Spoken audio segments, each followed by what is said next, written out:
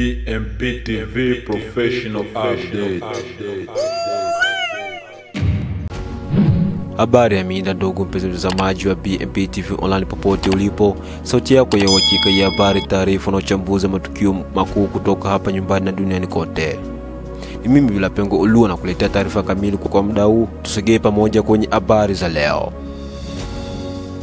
Usisahau kusubscribe, kulike, kushare na kucomment ili uwe kwanza kupata update zetu zenye uhakika na zenye kuaminika zaidi. Na huu ni muhtasari wa habari. Kiongozi wa kundi la Mai Mai William Amuri Yakutumba ametaka kuondolewa kwa makamanda wa kijeshi wenye asili ya Kivu Kaskazini.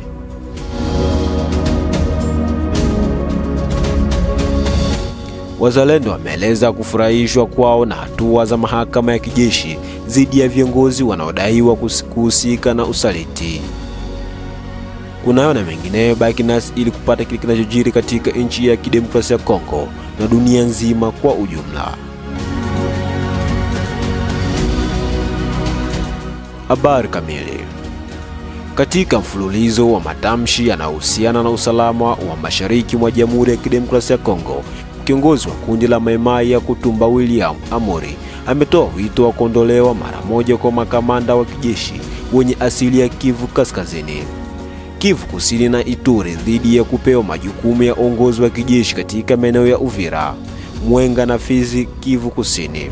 Akizungumza mjini Uvira, Yakutumba alisema hatua hiyo ni muhimu sana ili kuepuka kile alichokiita infiltration au msaliti ndani ya jeshi.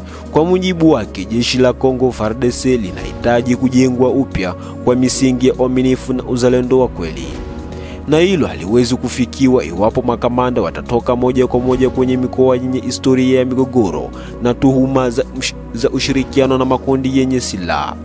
Kiongozi huyo wa Mai Mai alionya kwamba kuendelea kuteua makamanda wa asili ya Kivu na Ituri katika kamandi za Uvira, Fizi na Mwenga ni sawa na kuacha mlango wazi kwa maadui wa taifa kupenya na kudhoofisha jitihada za kuimarisha usalama.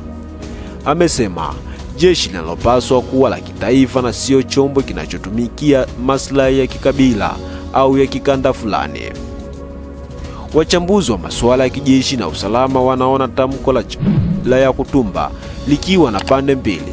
Moja, linaibua ukweli kwamba ndani ya FARDC kuna changamoto ya kutoaminiana ambayo imekuwa ikirudiwa mara kwa mara na wadui wa usalama. Na pili, linaweza kuongeza joto la kisiasa na kuchochea migawanyiko ya kikabila, jambo linaloweza kuhatarisha mshikamano wa taifa. Hata hivyo, serikali ya Kinshasa imekuwa ikisisitiza dhamira yake ya kuhakikisha jeshi linakuwa la kitaifa na la kuaminika, huku ikipambana na mashambulizi ya makundi yenye silaha na mashirikiano ya kigeni yanayodhoofisha utulivu wa taifa. Kwa sasa, hali ya usalama mashariki mwa Kongo, hususan Kivu na Ituri, inaendelea kuwa tete, ikishuhudia mashambulizi ya mara kwa mara, mauaji ya raia na wimbi kubwa la wakimbizi wa ndani. Maoni ya wananchi na wachambuzi. Wananchi wa maeneo ya Kivu Kusini wamepokea kwa mitazamo tofauti kauli ya kiongozi huyo. Wapo wanaona ni hoja yenye mashikano, kwani kwa muda mrefu raia wa maeneo haya wamekuwa wakilalamika juu ya usaliti ndani ya jeshi, jambo linalochangia kushamiri kwa vita na uasi. Mmoja wa wakazi wa Fizi amesema, kwa kweli tunataka jeshi lisilo na mizizi ya kikabila. Kama makamanda wanatoka hapa, mara nyingi ushirikiana na ndugu zao au makundi yanayowakilisha maslahi ya kikanda. Hii imetuumiza sana sisi raia.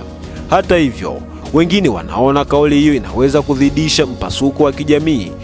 Mchambuzi mmoja wa siasa za eneo hilo ameeleza kusema kwamba watu wa Kivu na Ituri wasipewe nafasi za uongozi ni hatari. Hii inaweza kuzua hisia za ubaguzi na kuleta mgawanyiko mkubwa zaidi. Tunapaswa kuangalia uwezo na uadilifu wa mtu, sio asili yake.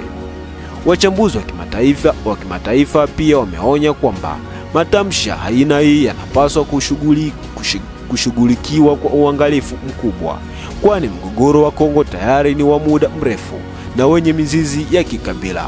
Wanaonya kwamba kila tamko linaloibua tofauti linaweza kuwa kichocheo cha vurugu mpya na hata kudhoofisha jitihada za kidiplomasia zinazofanywa na jumuiya ya kimataifa.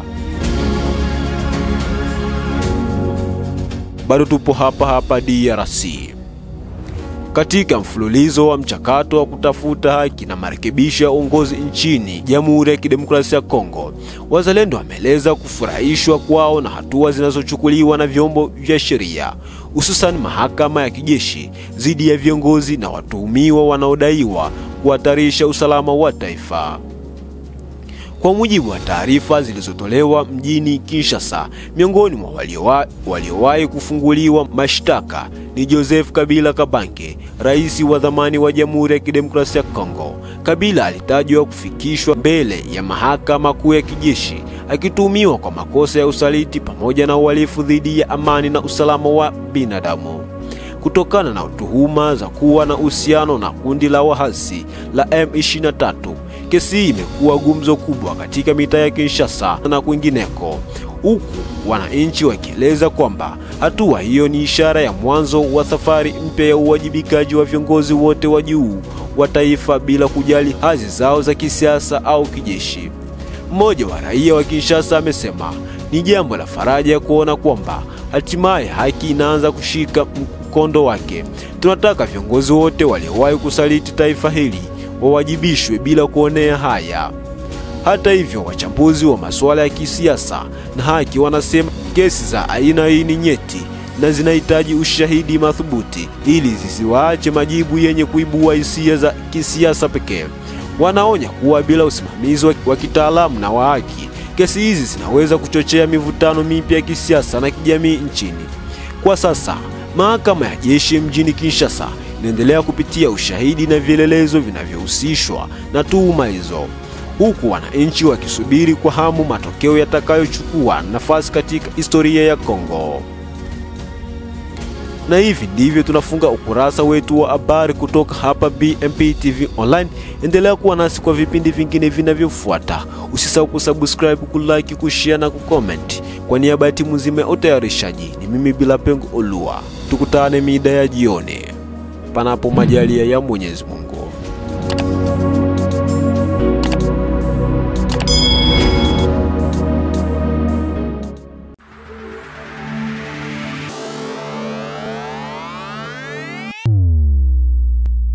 BMP TV Professional Update.